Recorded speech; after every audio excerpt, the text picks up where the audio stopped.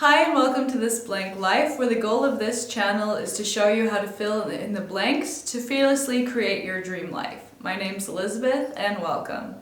Today we're going to talk about seed and vegetable oils and how they are wreaking havoc in your life and how they are everywhere. So, a majority of the world is quite sick right now. 6 out of 10 Americans have at least one chronic disease. And so I've been doing some research into what could be the culprit for this. And one thing that I strongly believe from reading multiple books is the prevalence of vegetable oils and seed oils in literally most all processed and packaged foods. And one of the simplest solutions is to avoid these oils, such as cottonseed oil, corn oil, soybean oil, canola, rapeseed oil, vegetable oil, all of those things. You get the point. These oils, they are found, and margarines. These oils are found, if you look at the packaging, they're in baby food, salad dressings, condiments, mayonnaise, baked goods, even organic baked goods, chips, fried foods, restaurant foods.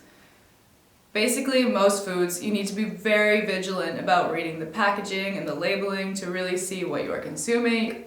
They take different names for these things and they put it in your food. And if you look further into the production method for these vegetable oils, it's highly refined, very chemical, high heat extractions, bleaching to remove the smell, toxic looking sludge. I can link a video into this if you care to see more how it's produced.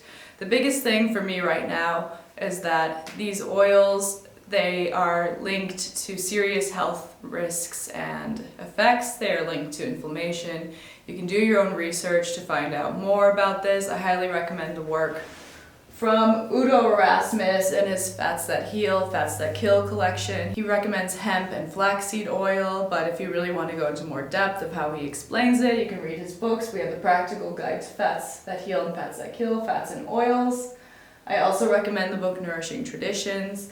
And You're Not Fat, You're Toxic. That's a great one where it talks about various toxins that we accumulate in our diet, how to eliminate them, and how it's not about dieting, it is about toxin elimination. So when you look at these vegetable oils, you can see that they're causing toxin buildup and inflammation, which is not good.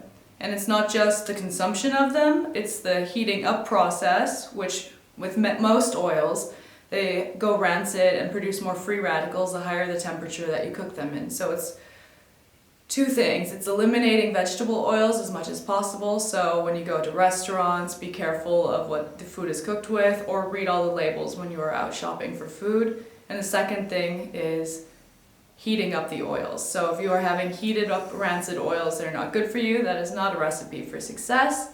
And so I'm here to show you one of the easiest ways to avoid all of these things and to save money, because you can do your own research to figure out more in the vegetable oils. I'm just here to raise awareness of the situation, because for me, I had a moment when I was living in Sweden. I was buying some what was called rapeseed oil, and I didn't know what that was, but despite the sexy name of rapeseed oil, I was tempted to buy it, or I did buy it because my boyfriend at the time, he said that this was the healthy oil to have, which once I found out that this was canola oil that I was eating, I freaked out that I had purchased and cooked with canola oil, and I regretted it because I didn't know. And I just don't want you to have that same situation where you trust someone that you think cares about you and they mislead you down the wrong way of eating these vegetable oils, because you have to verify and not trust what you're actually consuming, because these oils just sneak in on you, just like in my story when I was in Sweden.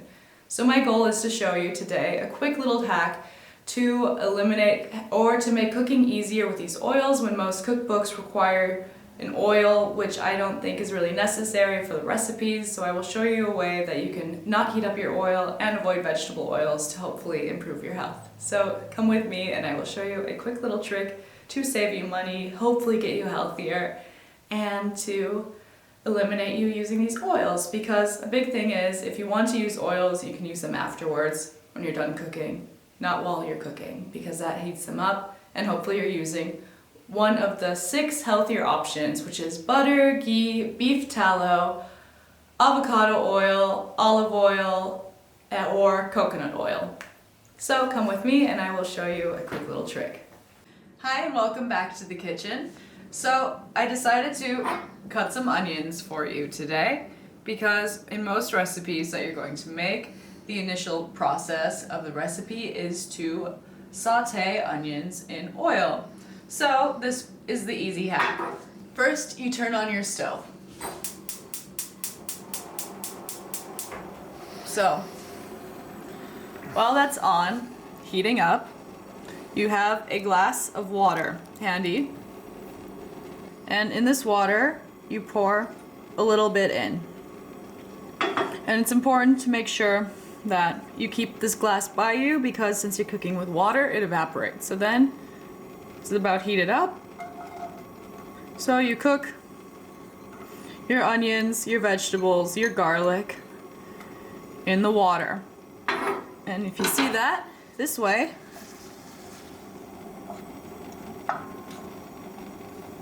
it heats up just like the oil does, but you do not have the oils that are being heated up in the process. And in this time you can decide to add different spices. So I shall add some black pepper,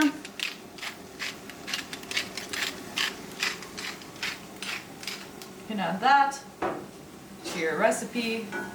And there you have it, the simple trick. And you eliminate heating them up, which causes the free radicals and for them to become more toxic. You save money because you're using water. So I think it's a pretty simple but brilliant hack. And as you keep going, you can see they're being sauteed nicely. And if you need to, add just a little bit more water as you add more vegetables.